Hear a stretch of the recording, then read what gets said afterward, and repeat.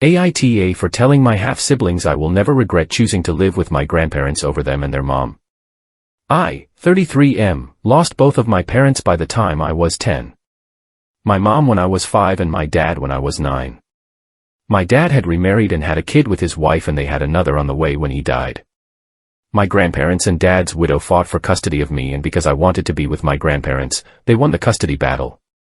I didn't spend a lot of time with my half-siblings back then, and I resisted playing happy families with them and their mom. She wanted me with them and she felt like I belonged with them, but I felt like I belonged with my real family, and luckily that's where I was. For years I had no contact with my half-siblings at all.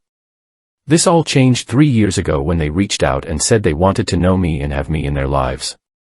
We talk once a month and DM a little in between. They want the relationship with me more than I do.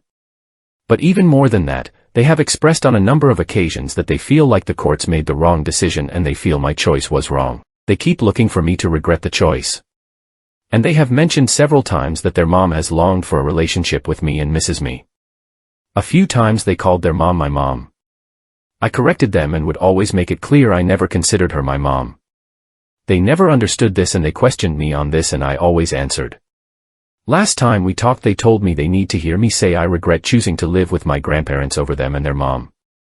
They said it's something that haunted their family for years, and they need to know if I could go back I'd make a different decision. I told them that would be a lie and I have never regretted it. I told them being raised by my family was better than being raised by the woman my dad married. I said I never thought of her as a parent or as my family.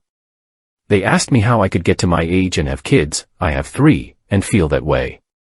They told me being raised by a parent would have been better than being raised by grandparents. I said if I had a parent then yes, but I didn't.